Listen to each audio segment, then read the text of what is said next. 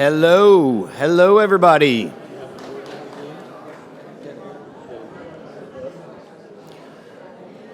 Okay, are we ready for our next segment here? Doug Merrill, are you ready? Tom Messner, you're ready? Okay. All right, we can begin then. All right, everybody. First, thank you to UVM for bringing us all together. Thanks to our audience for devoting some time and attention to this, and thanks to our panelists who are each engaged in advancing investment, entrepreneurship, and creativity for the benefit of our community. So this next segment is called Innovation and Investment, Benefits and Trade-Offs. And I gotta say, when I was asked to moderate this panel, it actually took me a few cycles to figure out what this discussion was supposed to be about. At first I was like, are we talking about the trade-offs between innovation and investment? That didn't seem quite right, because to me, innovation requires investment. Or are we talking about the trade-offs that we necessarily have to make when we are investing in innovation to create the societal benefits associated with an innovation-driven economy, some of which you just heard about from Dominic. So I think it's more the latter than the former, but I'd like to ask our panelists, when you joined this panel, with its fairly broad and somewhat nebulous title, what did you think we were going to talk about? Rob Lair. It's funny, I stumbled a little bit on it too, right? What is it really all about? But most of the downside, I don't know. It's hard for me to find the downside, quite frankly, a little bit, right? The downside is that we invest in companies and sometimes they fail, right? The downside is that we invest in the Burlington, Vermont, and larger Vermont economy, and sometimes we fail. Some of the downsides, we don't have enough housing. When we succeed in investing in companies, which is our mandate, growing jobs, growing the Vermont economy, the downside can be we don't have enough places to house the workers, and we don't have enough childcare. So that's kind of on the negative side. I don't know, 50 people have come to Vermont in their various 22 portfolio companies and said, I can't live here because I can't find a place to live. And they go back, they go away. So that's the downside that I was thinking about when I was thinking about this. Yeah. The upside is I would get out of bed every single morning, like everybody here in the venture world, and we get to vision the future, right? It's the most exciting thing that I can possibly imagine doing with my life. That's the upside. And hopefully, right, all of us together are building a visionary Vermont that kind of shines like a beacon rather than kind of becomes tired, worn out, and a little bit irrelevant, right? We switch that around, and all of a sudden Vermont is like out there kind of projecting to the rest of the country. We are an innovation technology leader, especially in green tech and all the other good things that are our Vermont brand. Yeah, great, awesome. Sam, what did you think we were going to talk about, or what do you want to talk about? I had no idea, but I thought I could sit on a couch with John Antonucci and chit chat. So right. I figured it would be a good time, no matter what. For me, I think a lot of the sort of like macro themes are the same here, right? It's childcare, it's housing, it's getting and retaining talent. For me, what I'm most interested in is the people and the individuals that are actually starting and growing businesses here in Vermont or aspire to do that.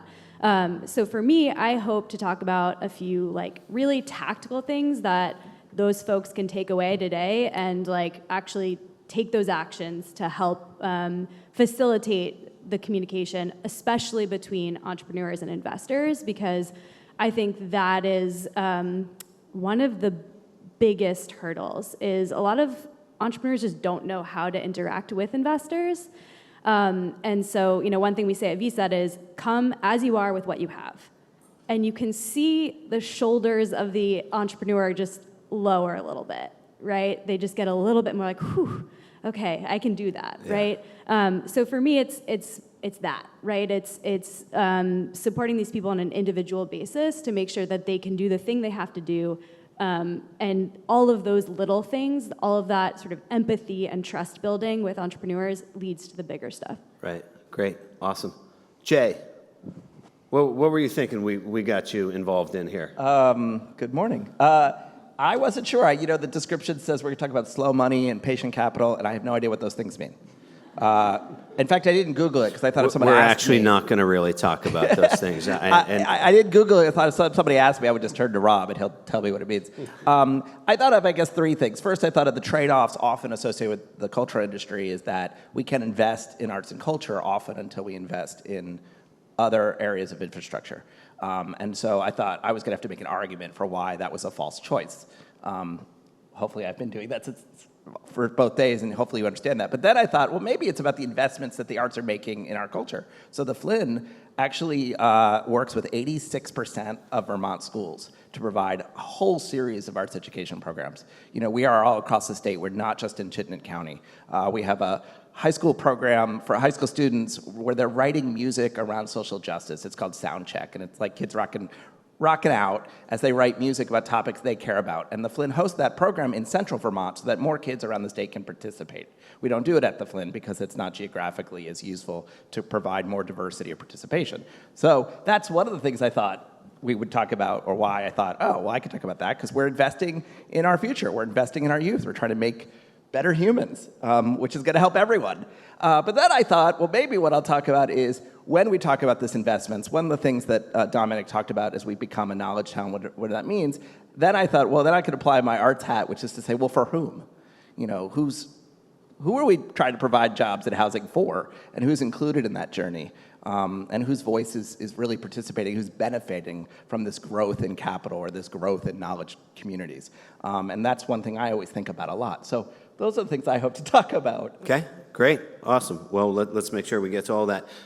John, what did you think we got you involved in?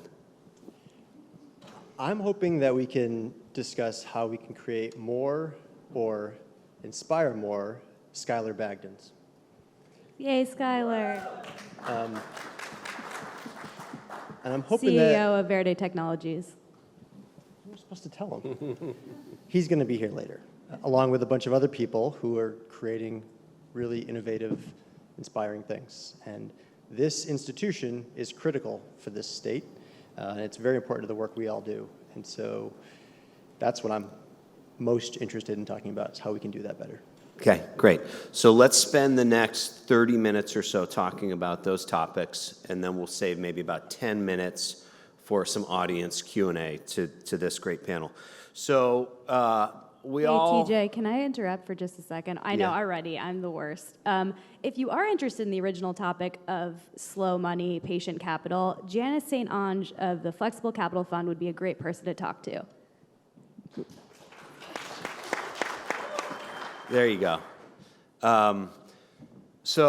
This panel, we all operate kind of at the intersection of innovation, investment, and entrepreneurship and or creativity and trying to do something beneficial for our community. Whether that circulates quickly or slowly, we're all taking risks. We're all engaged in the business of taking risks and making investment in some form for these beneficial outcomes. So why do you do it? Sounds kind of hard. Sam, why do you do it? What are you looking? What kind of outcome are you trying to create with that? I do it to help entrepreneurs find clarity and to remove barriers, because often it's as simple as giving them permission, right? So someone comes to me and they have this crazy idea and they don't know if they should quit their job and they've been wanting to do it forever.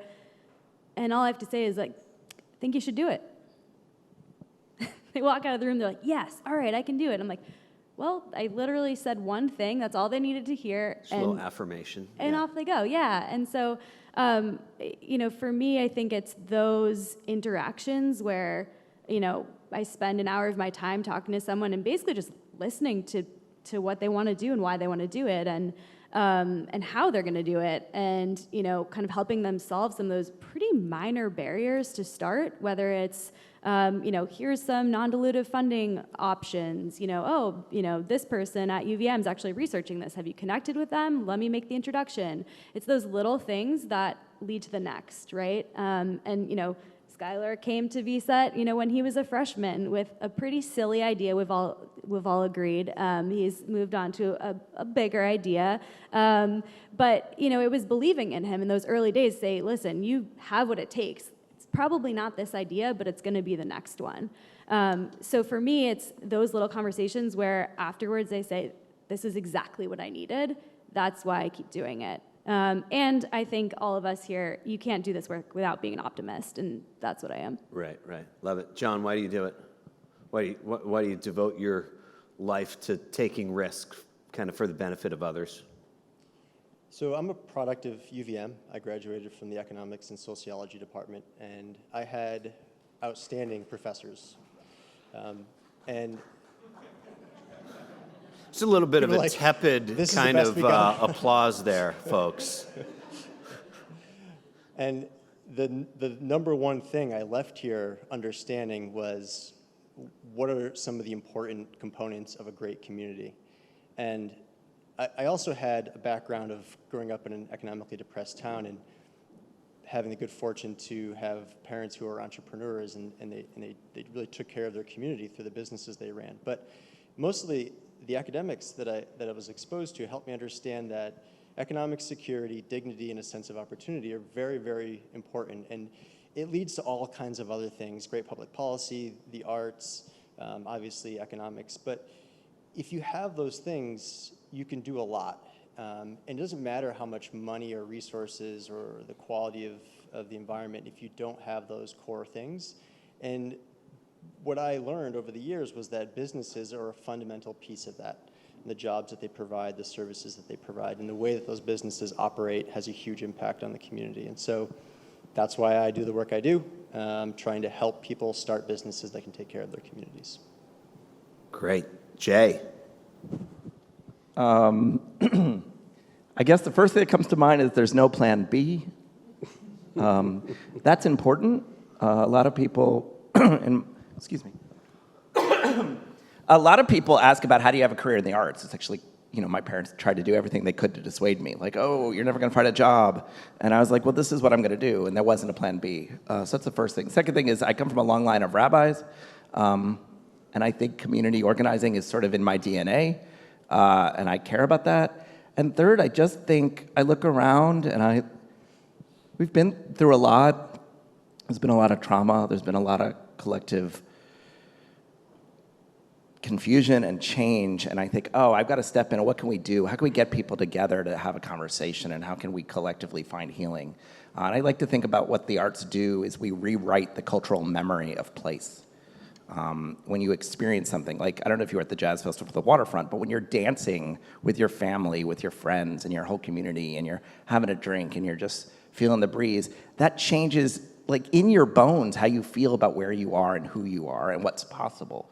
And I think that's so fundamental, and that's why I do it, because that opportunity for people to just feel better about themselves seems so crucial, and it seems to be, for me, the first step before a lot of this other work will happen, which is why I think I'm on this couch central with these really amazing people who are investing in our community in a variety of ways. So I do that because I believe so deeply in the power of art to ignite change.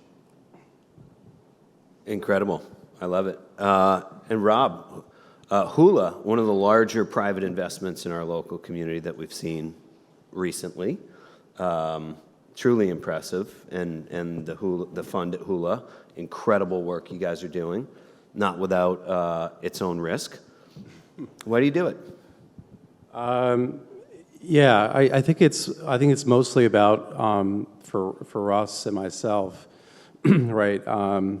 Being around people who can vision and dream things out. It's about helping people really fulfill their dreams. Probably every single person in this room has some kind of vision for something that they'd like to do.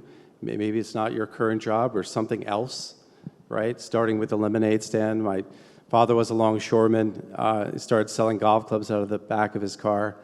and then became the largest exporter in the world after about 6 years, right? Just had a vision. He hardly educated, working as a longshoreman. So if you come to us with a dream and a vision, right, you have our attention, right? And then it's how do we help you, right? How do we help you do that? It's really social work with some money attached to it. You know what I mean? And it's a helping profession.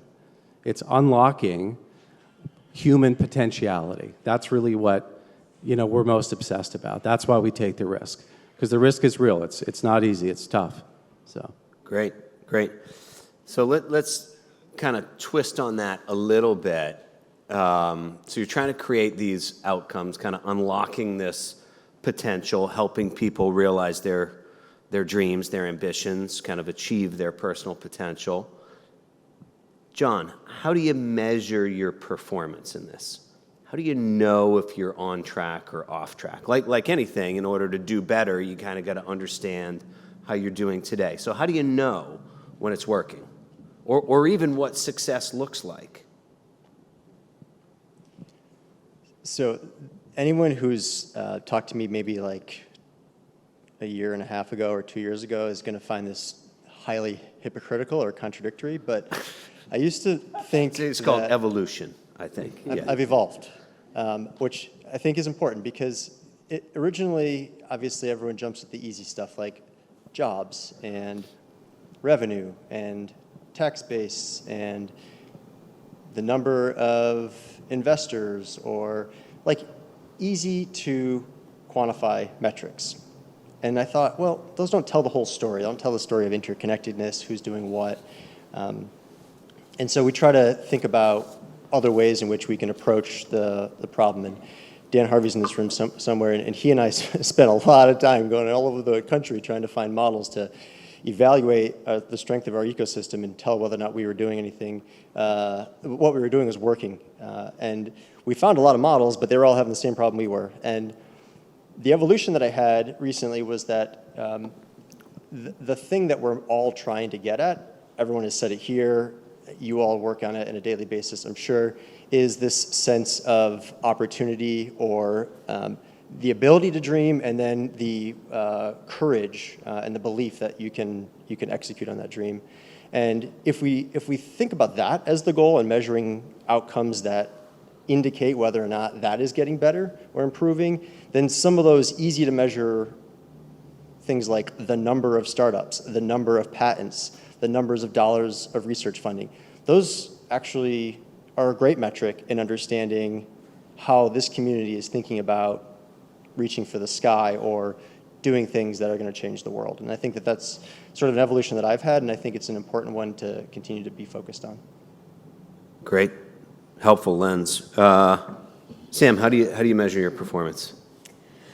Or VCET's performance? Yeah, or so measure your impact. I got my numbers guy, Dave Bradbury, who he can remember any number. Better get these numbers right. It's infuriating because I don't remember any numbers ever, but I think it's kind of a metaphor for how we measure success, right? Because Dave will mention that our portfolio companies have over $200 million in payroll, right? So that's okay. We are creating high-paying jobs in Vermont, which is one of our main goals. For me, it's so qualitative. I love a good anecdote, right? So, and it's not always the money put into it, right? Because I actually spend more time discouraging entrepreneurs from taking venture than I do writing checks, because often it's not right. And I'm happy to talk to anyone here about that and what that looks like. But it's, after a female founders event that I host, a woman emailing me and saying, I saw myself in these speakers, and I just wanted to let you know that after coming to the event in January, I actually started my company in March. And I needed that kick in the ass. And I'm like, yes, this is working. This is why we're doing it. And I think, from an ecosystem perspective, there's a number of things. I've been with VCET for 7 years, and I cannot tell you how much the ecosystem has changed in those 7 years. And I think one of the indicators of a truly healthy ecosystem is that my portfolio overlaps but is not the same as Rob's and as John's. So we do have mutual, and of course yours. Yeah, sorry, TJ. Right. You're not on the couch, so.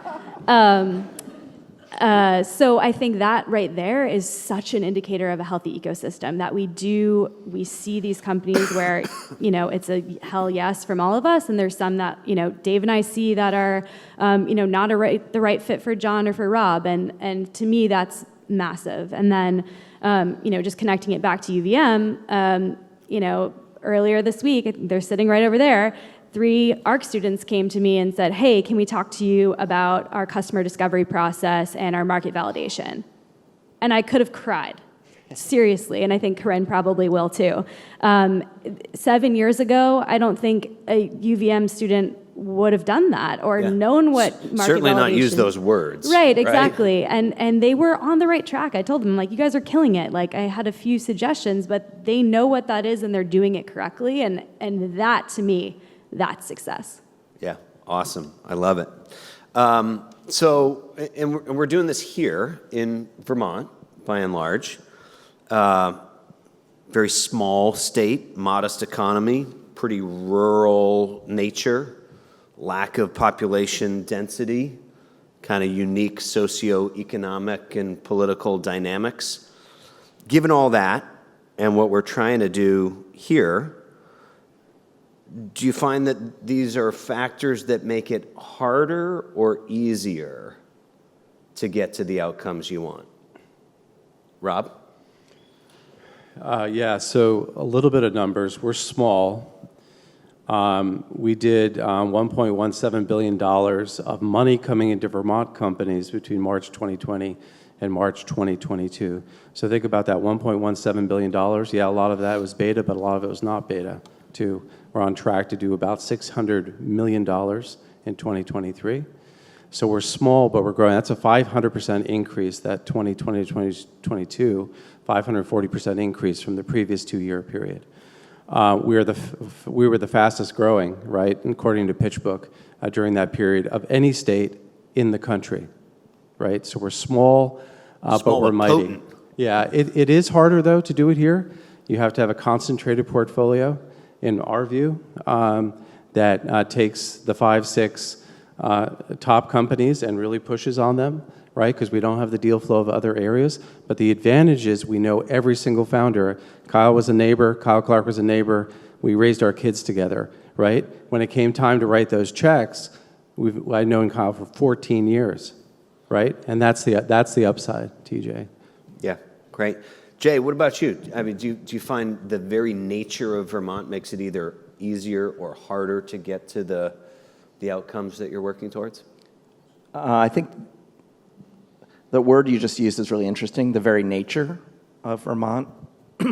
I'm interested in this space because I came here from a big city, where often my job was to get the person you were riding the subway with to have a conversation with you. Like, how do you understand that the person you're riding the subway with is human and having the same experiences? And here, scale is so different. I might be thinking, you might not live next door to someone that you can see. Maybe there's enough land between you two that dialogue is even harder to have. What's relationship of density and relationship? But that's interesting, and I think the public space here, Vermonters care about their public space deeply. They're deeply invested in understanding who has the right to be in public space, what do we do with public space, who owns it, who builds on it, who greenifies it, who farms on it, all the things. That means that the civic dialogue is rich and ripe and fertile. And one of the things I wanted to do here was think, how do we explore that? I am the only North American on a network of, a European network that produces art in public space. It's called In Situ. It's funded by the European Commission. And the Europeans have been funding art in public space in an extraordinary way for decades and really invested in that. And it shows when you visit their cities and you participate in their cultural experiences. And we have that opportunity in this country. The government is by and large ceded its responsibility to fund the arts in our community or educate children in the arts. And so through private philanthropy and organizations like the Flynn, we're sort of taking on that role. And I've been thinking more and more about how the Flynn wants to decentralize the architecture of the building and re-centralize people. And when you start doing that, you start thinking about how the public space is the place where we're gonna have these experiences. We're gonna have it see each other. And Vermont cares about that. So actually, the opportunity for the Flynn to create a sort of national center for art in public space that's really informed by what other countries are doing, that's hence my relationship to this network and why that's valuable, feels really potential. And here that I'm sitting on a couch with some of the leading venture capitalists in the state. I couldn't have done that where I used to live. And to be able to be connected and to think there are other people who are also interested in investing in our community, in our populations, in our diversity, in lifting up these voices, and will support the Flynn's ability to do that, that's a great place to be. I'm very grateful, and I think it will hopefully support the artistic practices of communities across the state, not just here in Burlington. I love it.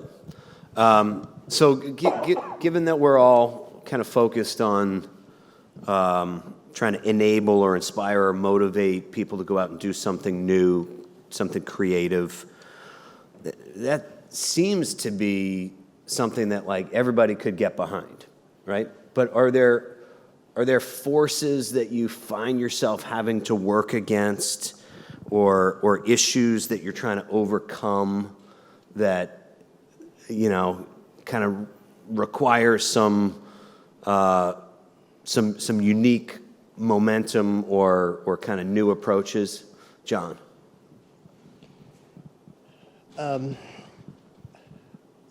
It might relate to your previous question, which is, you know, one of the things about our nature here is the sort of Yankee spirit, which is, you know, don't ask for anything more than you need, and be grateful for what you have, and make it work and make do.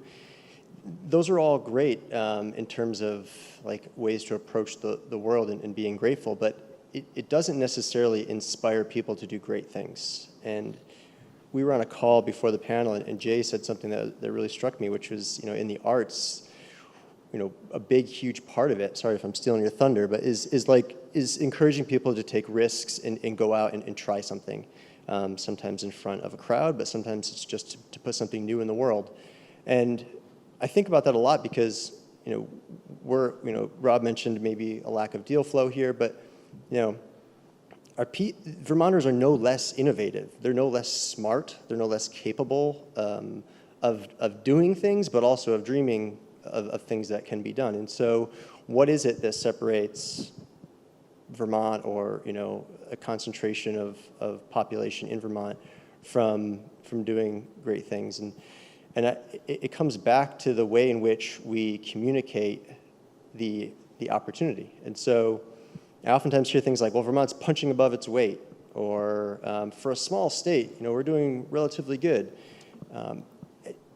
For me, that's not what it's about. You know, if you, the analogy I use to describe it is athletics, because beyond working with startup founders, I was a teacher for 10 years, so I worked with students, and I've coached for 20 years. And so I've seen students and athletes do incredible things when they were given the attention that made them feel like they could do great things. And so you could take the same team, if you give them crappy uniforms, crappy equipment, ask them to play on a crappy field, a crappy coach, and then you say, okay, let's go out and compete against the best teams in the league or you know, the country or the world, you can't expect unrealistic results.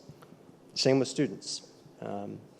When we make investment decisions, we are necessarily communicating something to our community. And it's not just investment of money. It could be our investment of time. It can be the investment of how we invest our time. You can be there, or you can be really present and really give a shit. You know, Sam sitting down with students who may or may not have an enterprise in the future that she can fund because she cares, says something. And so I guess the thing that I think about a lot is when we're going to think about investing or doing something, we often get bogged down in thinking, well, is this, you know, could we make do with it the way it is? Or do you really need that? Or maybe isn't somebody else already doing this and won't this duplicate efforts? I want us to think, okay, these are people who want to do something great. What do they need to do it?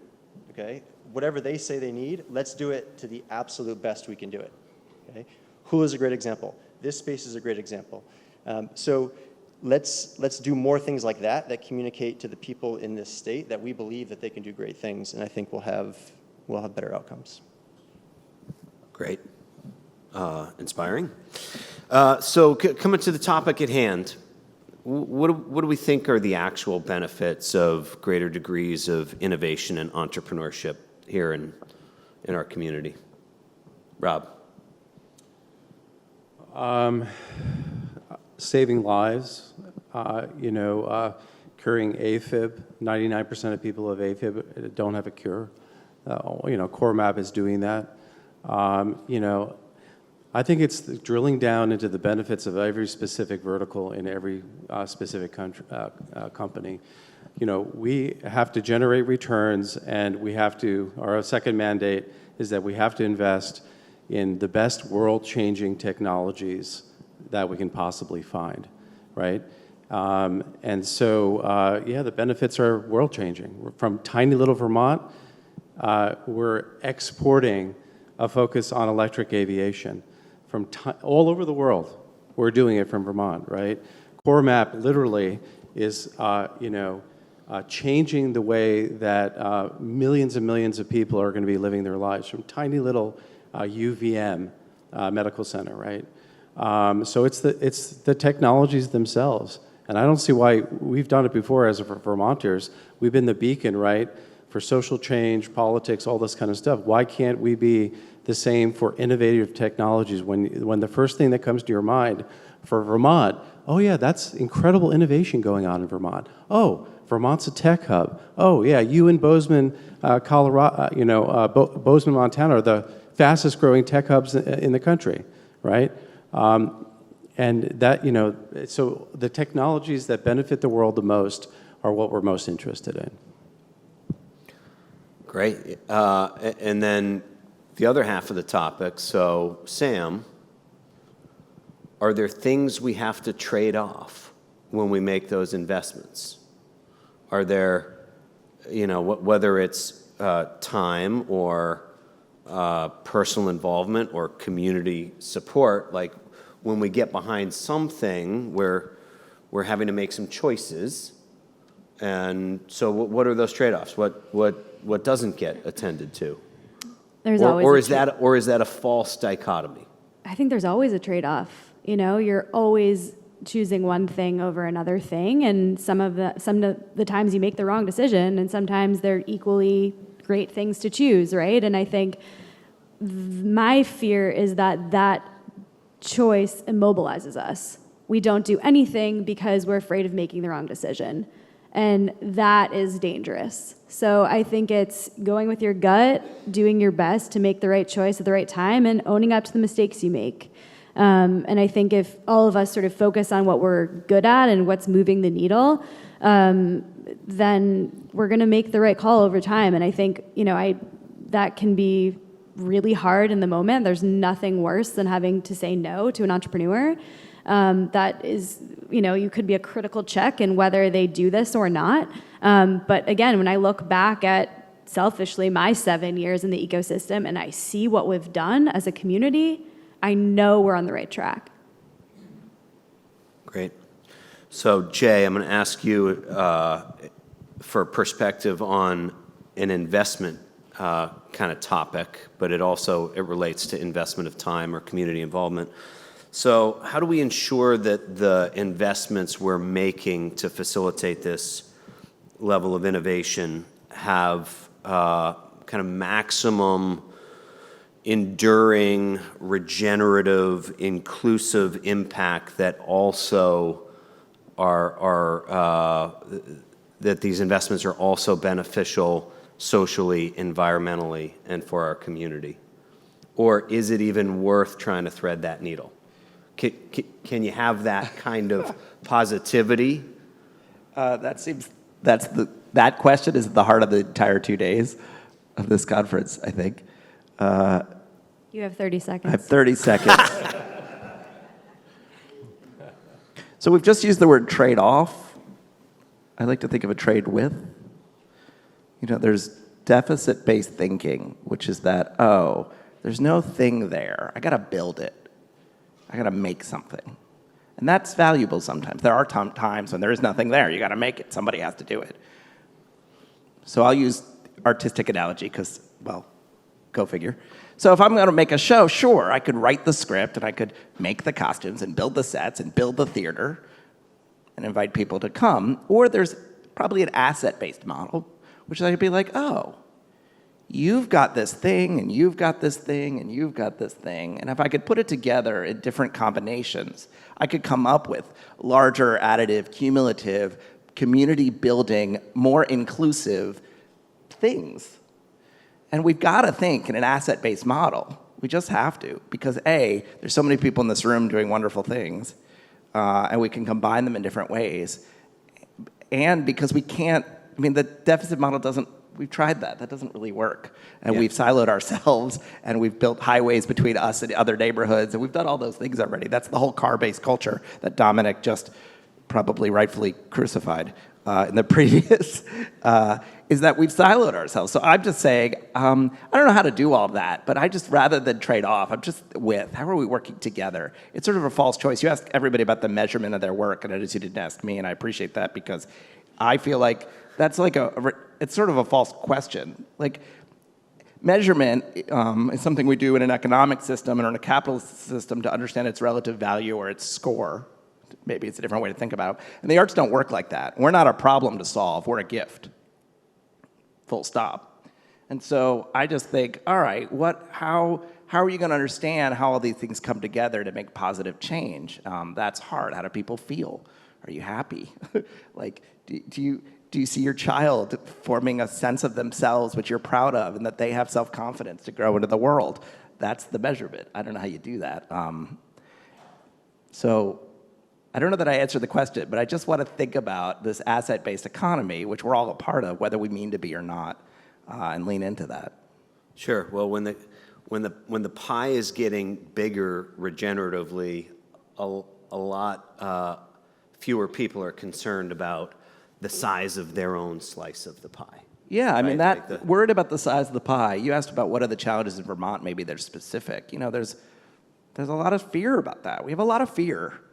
Right? I want to grow up, and I want my children to grow up in the same place that I did. And so there's a lot of nostalgia based in that fear. I understand that. We're afraid of change. I said yesterday, change is a form of loss, and we have to grieve something when we lose it. And those grief rituals, that's the arts, right? That's how we're going to get to change, because we're going to understand that.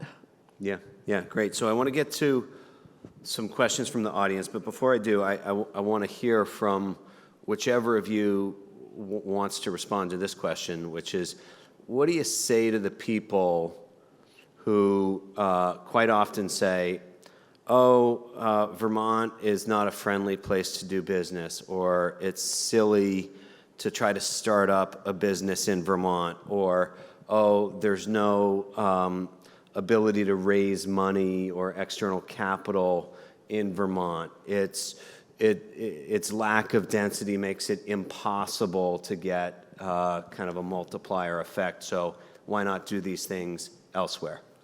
How do you respond to that? Rob? It's nonsense. Yes, I like it. Yeah, it's ridiculous. It's a myth. It's a myth that's being disproven every day. So Kyle came to us and said, I need $25 million. We put it together in 40 days, right, from 42 different investors. $27 million 9 months later, because he needed the money. In the end, from Vermont investors in roughly, don't quote me, but I think we're at about $120 million of direct Vermont capital in one company. And this has gone on and on and on with other companies. So one of the great joys of what I do is talk to all kinds and try to educate and help all kinds of Vermont investors, right? Hey, you can give back to the community, you can get a return on your investment, right? But it's a great way to allocate your wealth, right? And we have over now 120 investors in our network. We all have networks like this, every single one of us on this stage. We're going to an event tonight with 50 LPs in the Dudley Fund, right? So the ecosystem is getting stronger and stronger and stronger. If you need money, you need 20, 30, $100 million in Vermont without going to outside capital, we can do that. And then we're going to also help build superhighways to outside capital when we need that outside capital. So that's nonsense, yeah. Great. Love it. Anyone else? Sam? Yeah, I mean, if it's an entrepreneur that you're talking about, hypothetically, I want to talk to him. Because it might be part of that, talking to the right person at the right time. And it could be, sometimes it's tough love. Sometimes it's not a good idea. And it's not better or cheaper than another idea, or a variety of other reasons. So it could be that, or it could be that you just didn't have the right person to support you or the right resource at the right time. So I think, that's why it's so important for investors to give entrepreneurs very clear feedback of why no or why not now, and to be really respectful of that, because they're sharing their passion with you and something that they care really deeply about. And if you don't have the decency to tell them why or why not and quickly, then you really shouldn't be an investor. Yeah, great.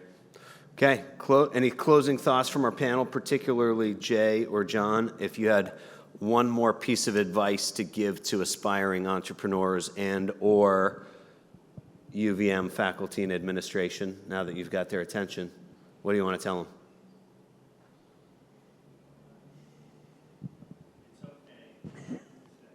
I would just say, I'd give you the same advice I give all the entrepreneurs I talk to, which is go ask your customers what they want and do that. So we need to all keep asking ourselves, what does this ecosystem need? What do our students need? What do our faculty need? What are our organizations working on arts or entrepreneurship or public policy need? And do that. Find more ways to pay students to work for local companies. I'd say two things. One, say yes to opportunities that come along. Say yes if you're terrified of it. If you don't know how to give a speech to a bunch of university people, say yes to it. When I was 10 years old, I was fortunate enough to be taken to a taping of a Carol Burnett special. Right? I'll never forget it. She wore this long Mickey Mouse T-shirt, and halfway through she ripped it off and was wearing a red sequin dress, and I thought that was hilarious. Anyway, and she, as you know, Carol Burnett always takes questions from the audience. That's her shtick. She's really good at it. And she said, questions, and someone asked, and I was sitting next to the person who asked this, what do you recommend for a career in the arts? And my ears perked up as a 10-year-old. And Carol Burnett just said, you got to be in the room. You just got to be in the room where the work you believe in is being made, whatever that means. Right? Sweep the stage, handle props, run the spotlight. This is the same with all these companies that we support. You want to learn about the industry you love, get in the room, say yes. That's my advice. I love it. Say yes. So, audience, do you have any questions you want to ask to this brilliant panel here? How about right in front? Yeah.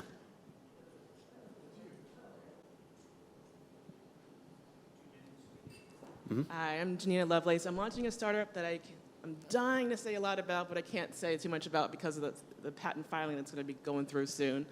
However, I think someone mentioned earlier, I think it was Samantha, that entrepreneurs don't really know how to talk to investors, and I think because there may be a lot of stereotypes out there we need to diffuse, like from years of watching Shark Tank or or just the imagination that we have, that there's like 1,000 emails you get a day and you just hit delete, delete, delete.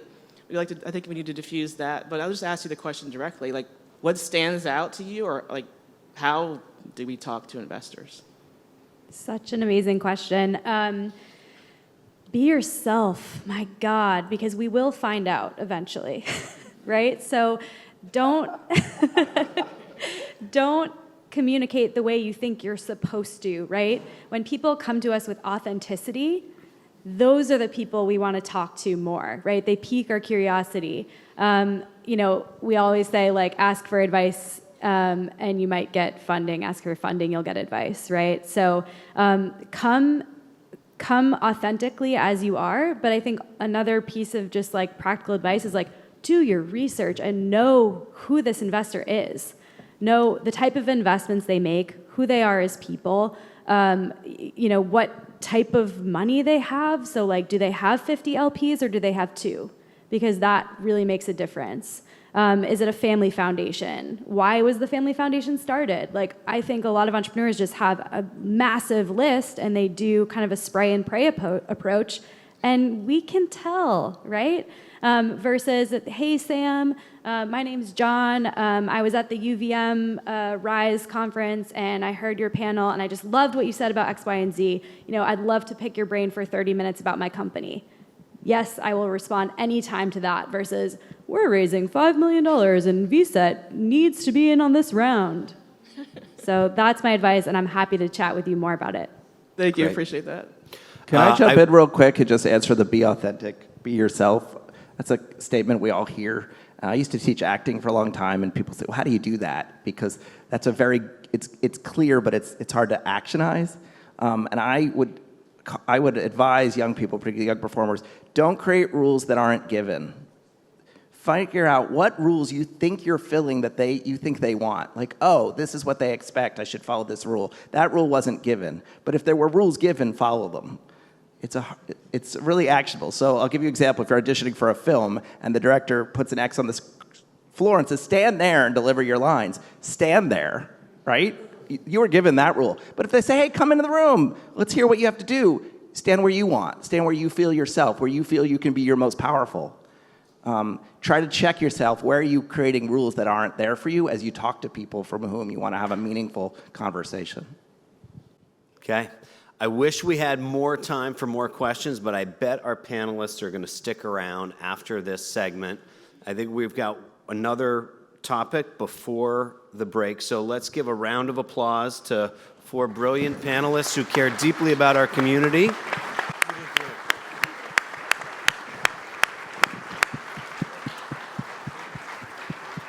And find them afterwards for follow-up questions. Thanks so much, everybody. That was a lot of fun. Thanks for your words.